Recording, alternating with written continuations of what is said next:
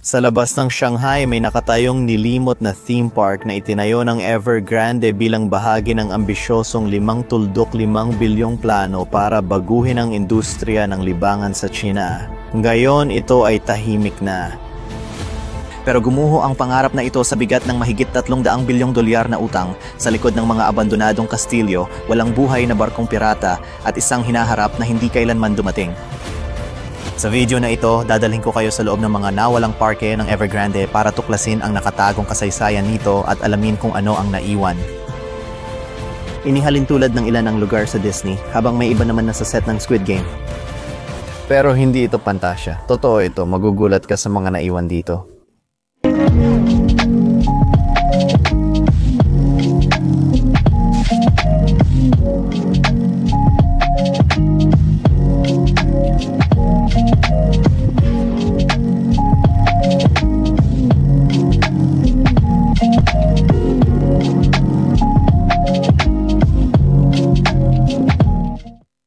Noong unang bahagi ng 2010, sumisigla ang China, lumalago ang gitnang uri at tumataas ang kagustuhan para sa libangan.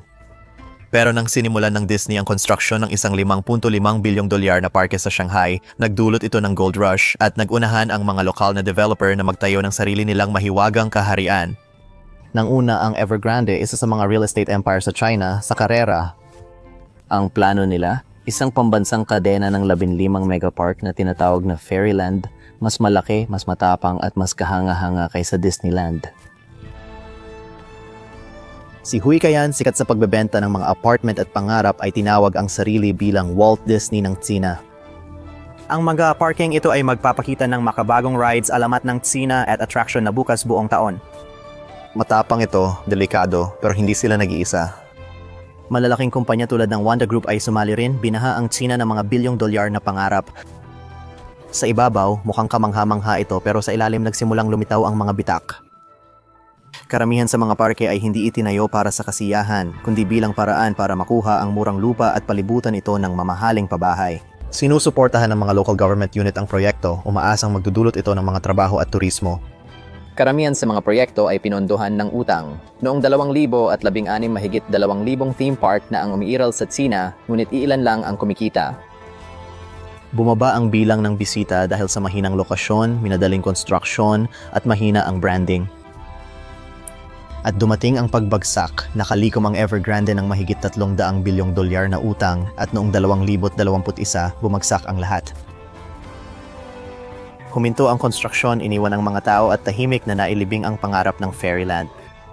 May ilang pastel-colored na ghost town pa rin na natitira sa lalawigan ng Jiangsu. Dito, nakatayo pa rin ang isang hindi natapos na Fairyland Park. Mga bakanteng kastilyo, mascot na parang nagyelo at mga barkong pirata na hindi na maglalayag, malapit nang matapos ang labas pero sa loob, hungkag at unti-unting binabawi ng kalikasan. Sa pakikipagsapalaran, dadaling kita sa isang panaginip na di natupad. Isa lang ito sa maraming ghost parks sa Tsina na aking napuntahan at naidokumento bago pa man sila tuluyang maglaho. At dito tayo magsisimula sa parking ito. Paalala lang mga kaibigan, mahigit 60% sa inyo na nanonood ng mga video ko ay hindi pa nakasubscribe, kaya mag-subscribe na kayo. Isang segundo lang ang kailangan para mailagay ko ang buong puso't kaluluwa ko sa mga video na ito. Simulan na natin ang pakikipagsapalaran.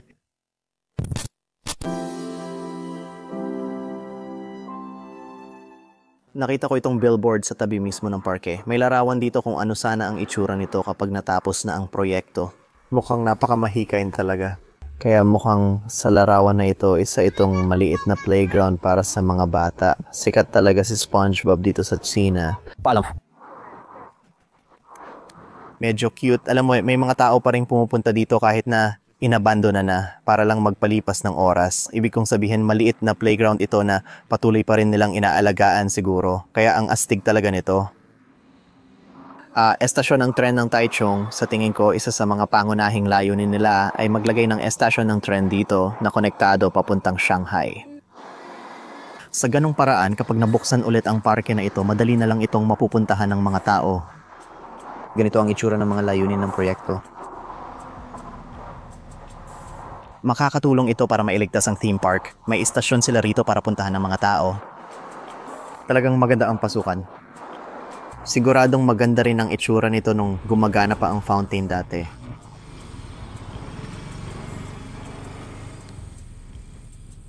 Kaya matagal nang walang laman ang lugar na ito at sila ay Matagal nang sinusubukang ibenta ang mga pwesto ng tindahan at retail space at malamang pati mga apartment dito sa paligid at ngayon mukhang may malaking promo event na nagaganap sa loob. Ganito mismo ang itsura sa harap ng pasukan. Sa tingin ko may nangyayari sa loob pero mas mabuting mag-ikot muna tayo at mag-explore bago tayo pumasok. Marami sa mga ito dati ay mga tindahan at kainan. At pwedeng paupahan ito sa mga tao. Parang wala nang natira sa loob niyan.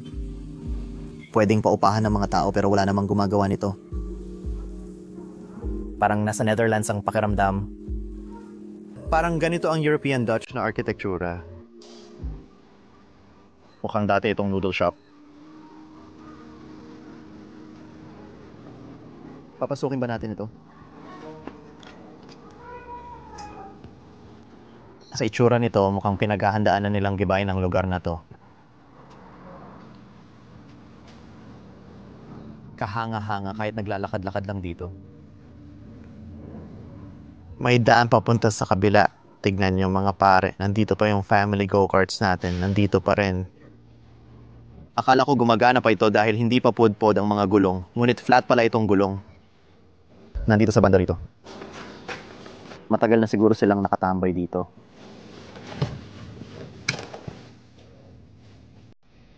Sige. Sabi ko, dalhin natin to sa paligid ng theme park. Sasama ka ba, Brent? Sumakay ka sa likod. tingin ko maglalakad na lang ako. Mukhang garahe ito. Malamang ginagamit ito para ayusin ang mga sasakyan. Talagang nakakalungkot malaman na malamang hindi man lang nagamit ang mga sasakyan na ito para sa theme park dahil hindi naman talaga nabuksan ang theme park. Sa tingin ko, pwede tayong sumiksik dito, madali lang pumasok. Naririnig ko ang mga palakang baka. Mukhang may mas maraming gusali sa dulo kaya siguro magandang mag-explore doon dahil mukhang inabando na at puro damo na. Titingnan natin yon pagkatapos dito sa side na to. Ang mga gusali ay halos kamukha ng mga nasa Disney World or Disneyland. Sa tingin ko, ito ay tinatawag na Celebration City. Maraming kumukuha ng inspirasyon mula sa iba't ibang theme parks. Walang laman sa loob ng mga gusaling ito. Ibig kong sabihin, hindi naman talaga natapos ang mga ito kaya siguro mukhang walang laman. Naglalakad tayo sa latian ngayon, naririnig mo ang mga palakang baka na kumakalabog sa paligid.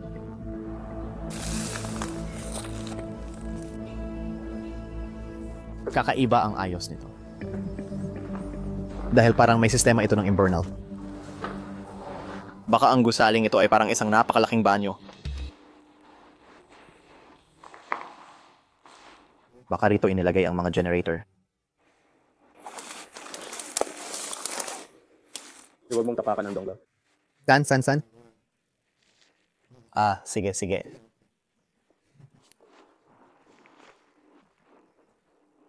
Kaya kapag nag-e-explore ka sa China, madalas kang makakasalubong ng mga magsasaka.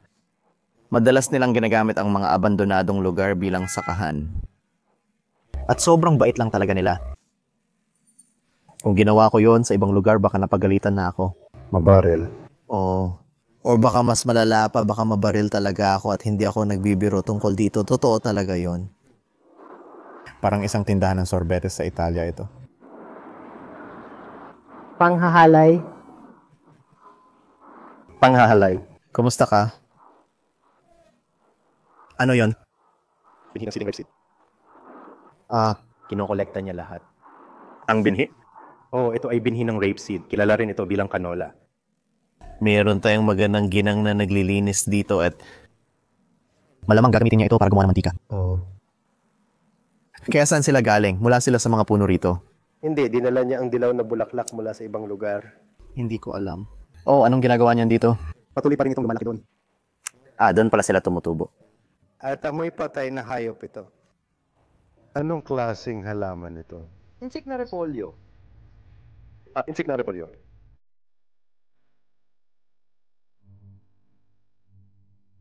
Daming lamok.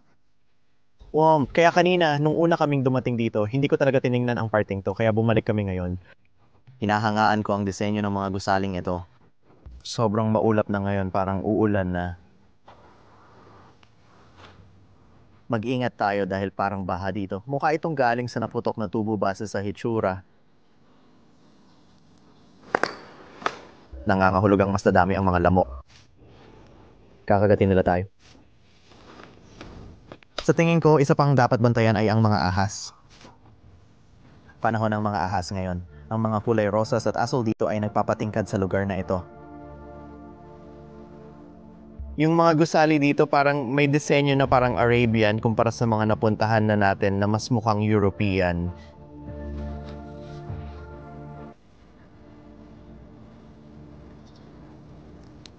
Hindi ko alam kung alin ang mas gusto ko, itong area na ito or yung isa na pinuntahan natin.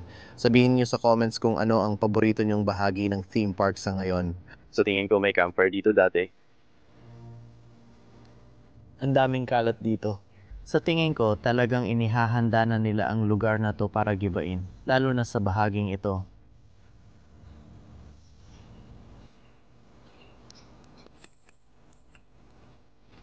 Hindi ako makapaniwala na gagawin nilang mga bahay at apartment complex ang mga gusaling ito.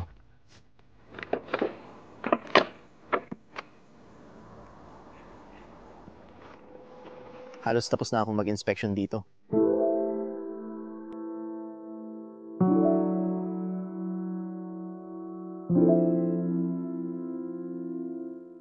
O sige, lahat kararating lang namin dito sa parting ito ng theme park. And ito naman ang mga hindi pa tapos na mga gusali. Yung mga fito ay hindi pa tapos kumpara sa pinuntahan natin kanina.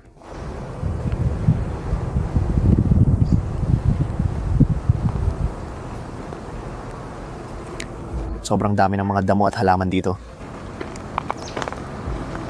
Tingnan mo yan.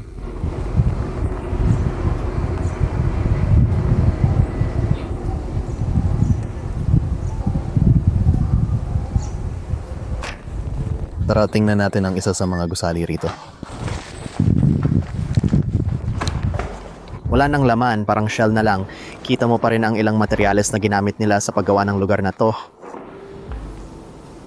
May nakuha akong pares ng pangtrabahong bota.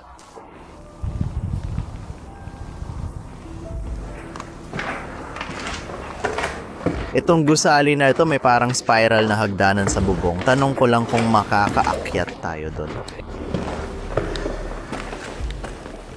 Tingnan mo to. Sa tingin ko may parang natirang bagay dito na ginamit nila para idikit ang mga gamit.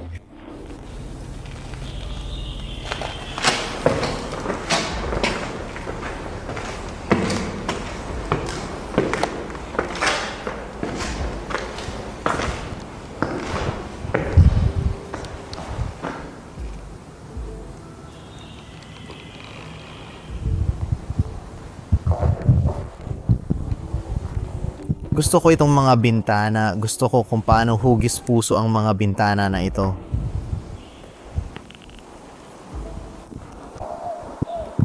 Astigang gusaling ngayon. Sa tingin ko, dapat na tayong pumunta doon para matapos na yung pag-explore natin sa gusali.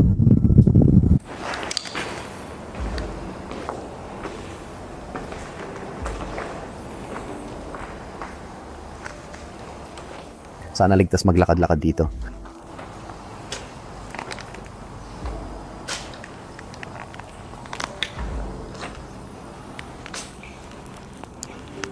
Ang sarap ng pakiramdam na nandito lang ngayon. Parang panaginip lang, hindi ka panipaniwala. Marami ng halaman sa daang iyon kaya hindi na makadaraan.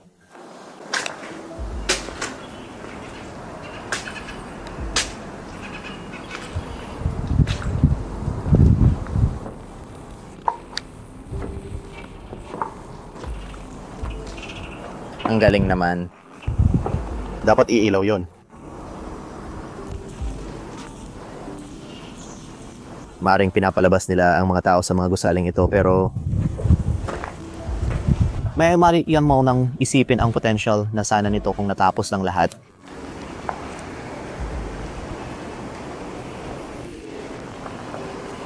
Iniisip ko ang layunin ng gusaling yon.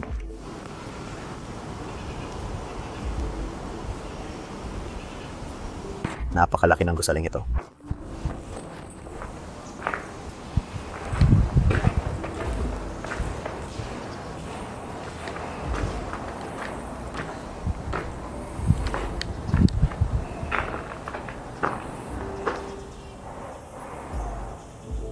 Mukhang masayang lugar to para sa paintball match.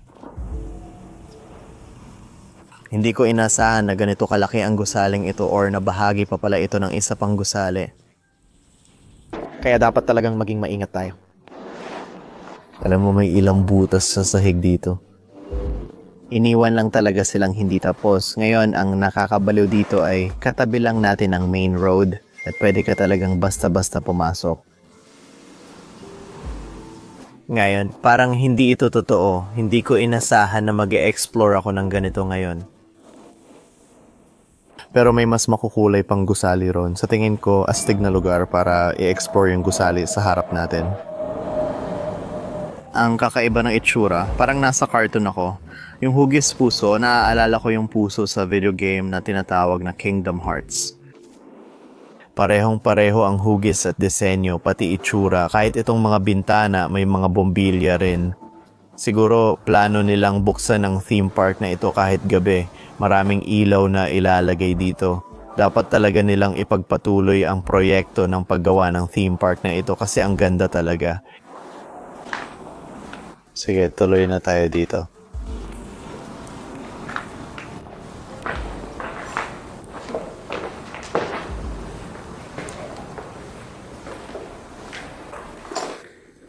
Ang ganda rin ang side na ito. Mas makukulay ang mga gusali doon kumpara sa mga pinuntahan natin kanina. Parang mosque ang naaalala ko sa gusaling yon. O isang simbahan. Pero tingnan mo ang kasukalan ng ito.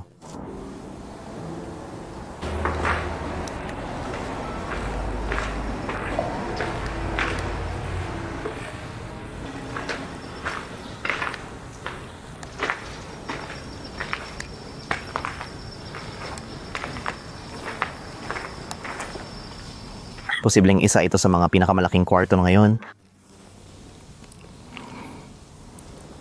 Makikita mo ang isang manggagawa doon sa ibaba.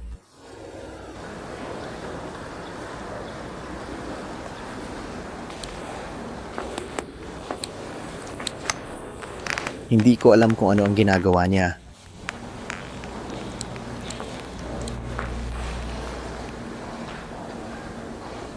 Maaring isa siyang palaboy. Puro mga bag lang dito. Sa itsura nito, parang may invernal dito. Karaniwan, ayokong makatagpo ng ibang tao sa mga abandonadong lugar lalo na sa ibang bansa. Pero napakaligtas sa Tsina at sigurado akong mabait yung lalaking yon. Oh, may nakikita pa akong mas maraming manggagawa doon. Sa palagay ko, sila ay mga manggagawang naglilinis ng lugar na ito.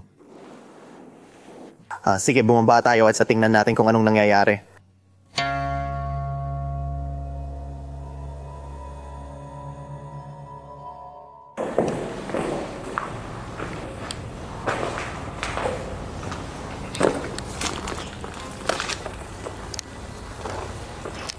May lalaking galing dito pero hindi ko na siya makita ngayon.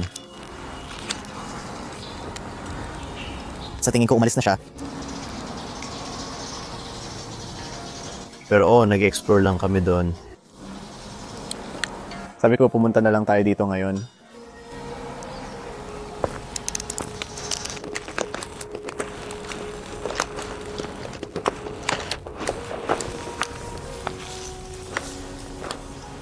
O hayaan na lang nilang abandonado at masukalang parting ito. Ito ay nagbibigay ng mas mahiwagang pakiramdam. May tumutulo yatang tubig dun sa itaas.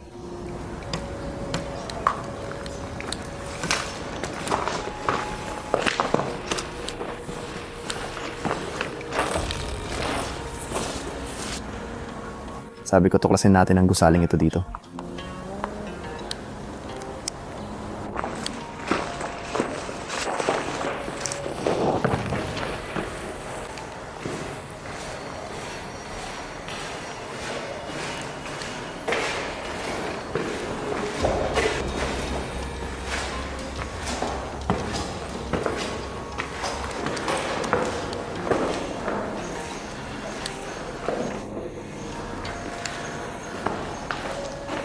Si Cole ba yan?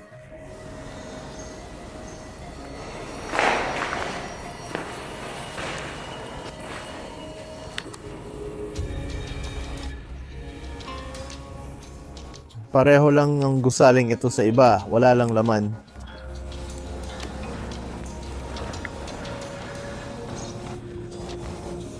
Parang naririnig ko si Bryn.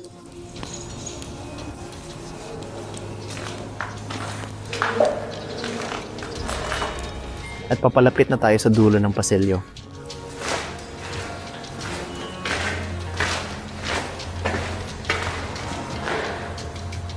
Kaya ito na ang pinakamalapit na balkonahe na maaari mong marating sa ngayon. Pero makikita mo na hindi talaga ito nilayon na maging isang balkonahe. Bintana lang pala ito, hindi pinto. Pero tingnan mo naman ang tanawin na yan. Isa ito sa pinakamagandang anggulo para makita ang mga gusali. Mukhang pwede tayong bumaba rito.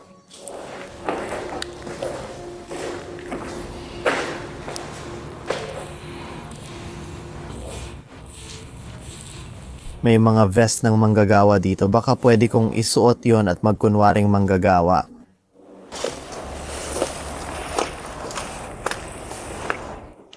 Pare, basang-basa na ako sa pawis ko. Parang natutunaw na ako ngayon.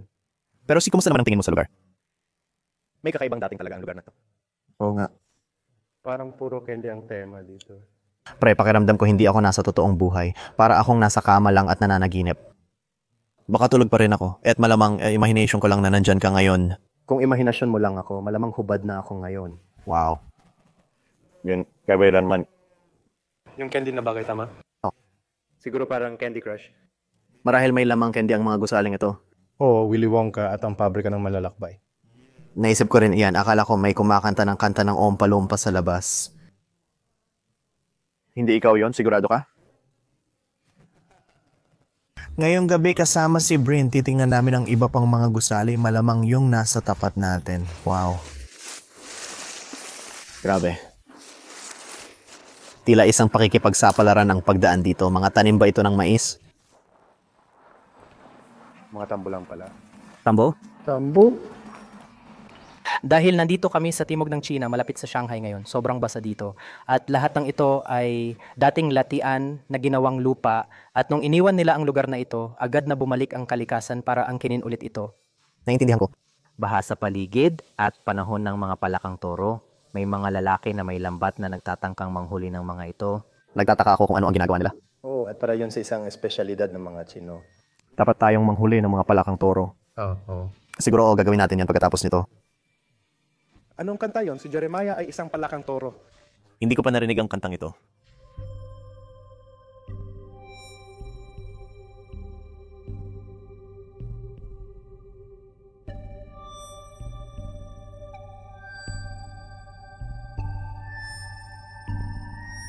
Sige, puntahan at tingnan natin ang gusaling nasa harapan natin ngayon. Parang pakikipagsapalaran ang paglalakad dito sa mga talahib. Nasa latian tayo kaya may sense na tumutubo ang ganitong mga halaman dito.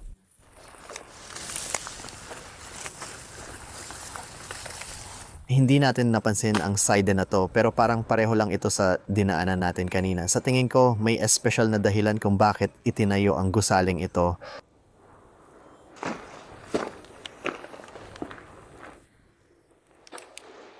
Sobrang init ng araw na ngayon, pawis na pawis ako, basang-basa na ako sa pawis ko. Isang bagay lang na ayaw ko dito, o siguro ito lang talaga ang ayaw ko, ay ang dami-daming lamok. At iyon ay dahil nasa latian tayo ngayon. Talagang pugad ito ng mga lamok. Alam mo ba kung paano sabihin ng lamok sa Chinese? Paano mo sasabihin ang lamok? Chukunza. Shokunza? Gunza. Wonza. Wonza. Ang gunza ay maaari ring maging isang halik. Kawili-wili. Laging naghahalikan ng mga lamok. Ah, hindi ko naisip yon ng ganon. Nakikita ko ang dalawang lamok sa mga binti mo ngayon. Oh, seryoso ako. May isa talaga dyan, kinakagat ka niya. Akala mo immune ka sa kanila, ano? Ito na yata ang pinakamalaking grupo ng mga gusali na pinasok natin. Wala namang kakaiba sa loob. Isa lang itong walang laman na gusali.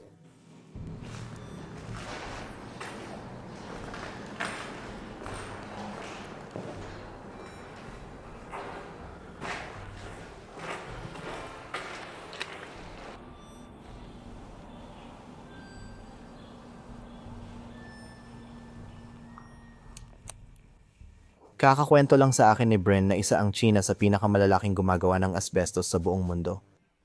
Posibleng may mga block ng asbestos tayo dito.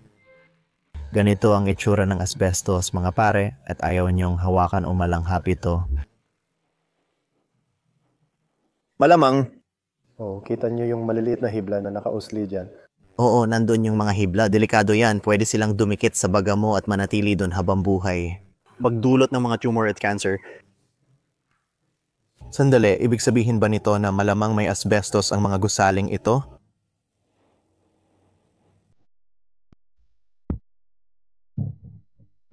Sige, lahat. Halos nalibot na natin ang buong panig na ito. Mainit at mahaba ang araw na ito.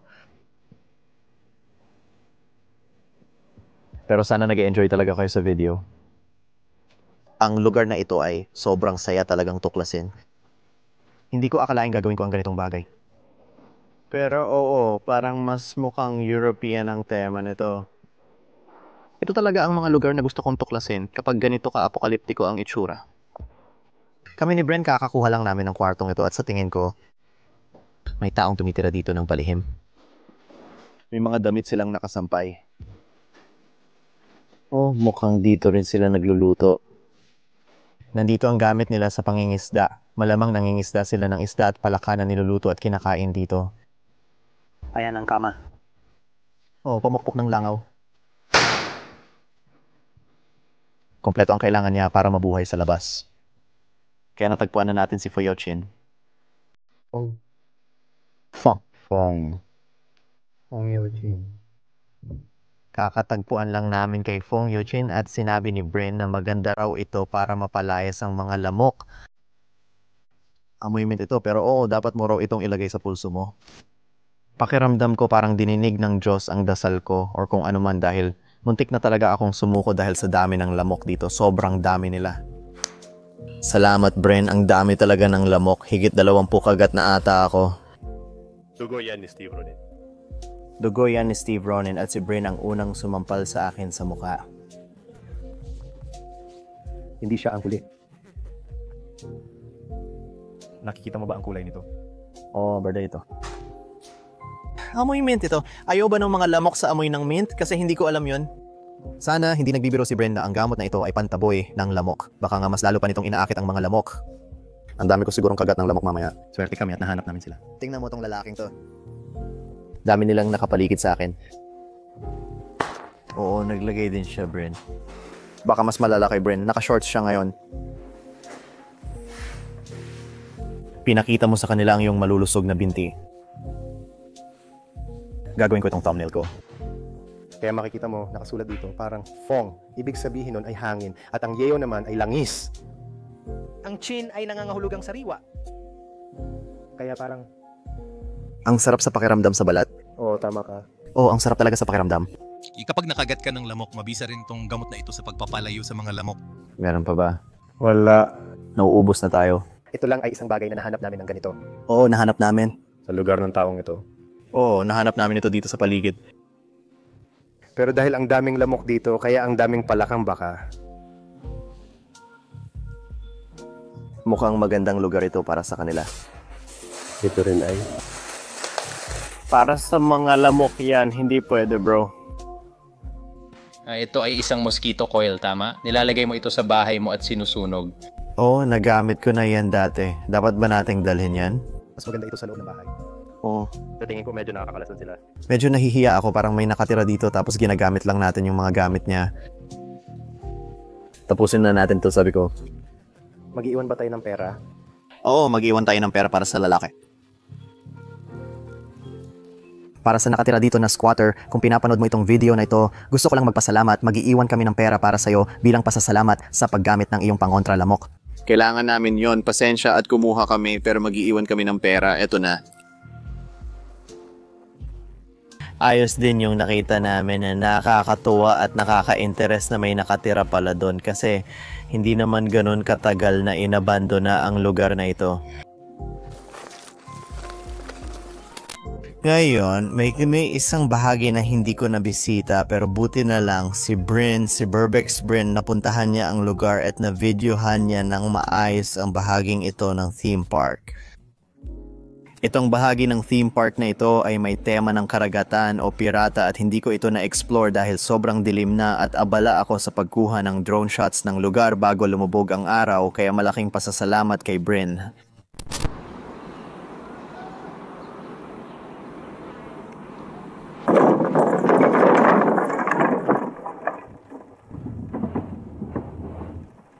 Meron akong mga 30 minuto.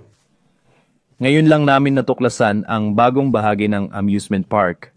May mga kakaibang bagay dito tulad ng barkong pirata at dragon. Ang ganda ng lugar, may mga nakasulat.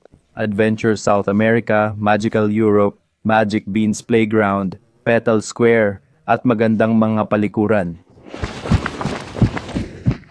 Ay, gusto ko ito. Ano yan? Pugita pala. Pugita ito. Pugita ito. Inaatake nito ang isang barko. Pwede ba tayong sumakay sa barkong ito?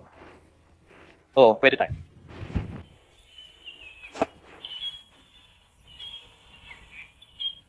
Alam mo, nakapunta na ako sa Shanghai Disney dati at nakasakay na ako sa Pirates of the Caribbean na barko. Pero masasabi kong mas gusto ko itong barko na inaatake ng pugita. Ang astig! Akin lang ito, hindi ko na kailangang pumila ng matagal para makasakay sa mga rides. Ang saya nito, grabe. Wow, mapapaniwalaan mo bang kubeta yan? Ang ganda! Dapat daw siya yung higante mula sa Jack and the Beanstalk, pero para sa akin, mas mukha siyang hari ng mga duwende mula sa Return to Oz. Talagang magulo yung pelikulang yon. Ay, ano ba yan? Ano yon? Siguro butanding o balyena na may mga anak sa paligid niya. Ang ganda, grabe. Sa tingin ko, dati rin silang nagpapasaboy ng tubig kasi water park ito. Ay, wow, ano yon? Parang dragon. Parang fossil ng dragon ang astig. Bibigyan ko sila ng 10 sa 10 pagdating sa imahinasyon para sa proyektong ito. Isa itong napakalaking kuneho. Pero kung gusto nyong makita ang buong bagay, pumunta kayo sa channel ni Bryn at mag-subscribe kayo sa kanya mga kaibigan. Sobrang nakatulong ni Bryn. Siya ay matagal ko ng kaibigan at tuwing nasa China ako, lagi niya akong pinoprotektahan. Ginabayan niya ako at andyan talaga siya. Isa siyang alamat at isa sa mga pinakaunang urban explorer sa China. Nandyan na siya ng mahigit 15 taon. Para sa akin, marami akong utang na loob sa taong ito. Pero kung hindi dahil sa kanya, hindi ko may papakita sa inyo ang maraming abandonadong lugar sa China na ipapakita ko sa mga susunod na linggo. Kaya ulit mga kaibigan, saludo kay Burbex. I-follow nyo siya. Alam nyo mahirap talaga para sa kanya mag-upload ng mga YouTube video sa China dahil naka-block ito. Kaya hindi rin pabor sa kanya ang algorithm doon. Sa tingin ko, hindi sapat ang halaga at views na nakukuha ng mga content ni Burbex. Kita nyo naman sobrang nakakatawa siya. Ang ganda ng personalidad niya at alam niyo, ang dami kong pwedeng sabihin na magaganda tungkol sa kanya pero baka abutin tayo ng buong araw. Pero silipin niyo siya mga tol, deserve niya yon. Bryn, mahal kita pamilya at sana ay maayos ka. Hindi na ako makapaghintay na makita kang muli.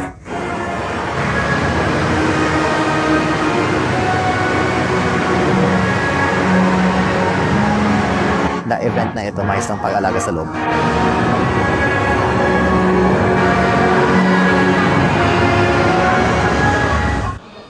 Okay guys, no? So parang nag-iikot-ikot lang kami dito. Sa totoo lang, hindi ko inasahan na makakapasok kami sa building na to. Sa tingin ko, kadalasan ay sarado ito sa publiko. Pero ngayon, may special na event dito at parang project announcement na gagawin nila. Nakakalungkot kasi malapit ng gibain ang theme park. At sa ibabaw nito, magtatayo sila ng mga apartment complex. Ayon sa mabait na manager ng proyekto na nag-alok sa amin ng kape, nalaman namin ito. Hindi ako mahilig sa kape, pero hilig ni Bryn dito. Kumusta ka? Instant na kape. Instant na kape. Pero oo, medyo nakakalungkot sa isang banda na malaman na kasi alam mo, yung bahagi ng theme park ay hindi talaga nagamit.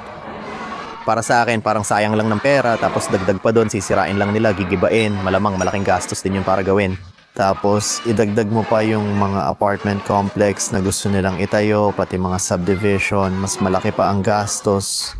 Pakiramdam ko, hindi na sana nila itinayo yung theme park sa simula pa lang. Pero ganun na nga siguro. Hindi pa naman nila nasisimulan yung proyekto, kaya itong event na ito ay parang para i-promote yung proyekto at para ipaalam sa mga tao kung ano ang magiging itsura ng mga apartment na ito. Kung ano ang magiging itsura ng kanilang komunidad dahil pwede silang magparehistro ng maaga. Kaya basically, parang nire-reserve na nila yung mga gusaling itatayo pa lang nila. Pero ewan ko, pakiramdam ko parang recipe yan para sa sakuna. Ginagawa nila yan, naaalala ko lang na baka mangolekta lang sila ng maraming pera at sino ba ang nakakaalam kung itutuloy ba talaga nila yung proyekto or tatakbo na lang sila dala yung pera. Alam mo yon, karaniwan yan dito sa China, maraming mga iniwang lugar na hindi natapos dahil sa ganitong dahilan at nangyayari pa rin ngayon. Pero ayun, may model sila doon sa kanto, so ito yung miniature model na inaasahan nilang itayo.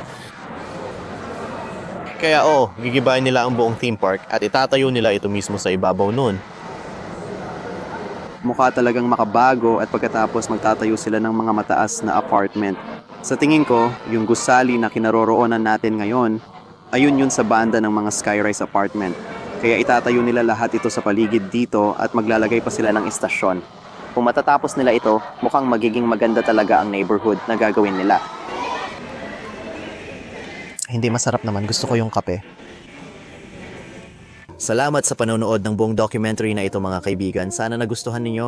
Kung nagustuhan ninyo, mag-subscribe at i-on ang notification bell para sa mas maraming epic adventures na darating. Marami akong na-explore sa China at aasahan ninyo ang mga kakaibang lugar. Katulad nito na ilalabas ko pa, nakakalungkot lang dahil 2 taon na ang nakalipas nang kunan ko ito at ngayon ay tuluyan na itong nawala. Giniba na nila ito kaya pahinga ka na sa kapayapaan Fairyland. Pero sobrang saya at tuwa ko na naibahagi ko ang kwento nito at naibahagi ko ang pag-explore ko sa inyo kaya kahit papaano may maliit na bahagi pa rin nito na nandito. Ito ang dahilan kung bakit ko gustong idokumento at tuklasin ang mga abandonadong lugar. Ipaalam ang inyong naisip tungkol dito, ang pinaka nagustuhan, at i-share ito sa kaibigan o kapamilya na mag-i-enjoy sa ganitong video. Para sa akin, sobrang astig nito at naalala ko ang Squid Game. Nakukuha ko talaga yung Squid Game vibe dito kasi yung mga kulay ay medyo magkahawig tapos may mga matutulis na parang tore at naisip ko na pwedeng gamitin ng Squid Game ito bilang set. Pero sige, sabihin nyo sa akin kung ano ang tingin nyo. Alam ko na para sa iba sa inyo baka hindi talaga ito mukhang Squid Game pero para sa akin, mahal ko ang Squid Game. Malaking tagahanga ako ng Squid Game kaya inalay ko itong video na ito para dito. Sa mga komentaryo, huwag po akong i-spoil sa Season 3 dahil di ko pa napapanood. Pakitignan si Master Brin dito. Burbex. Para sa lahat ng iyong bullfrog na action? Lahat ng bullfrog na action, ipakita mo ang iyong bullfrog sigaw o pagmate mula sa... Lahat ng babaeng bullfrog sa 10 milyang paligid. Tumatakbo silang lahat papunta rito ngayon. Oo.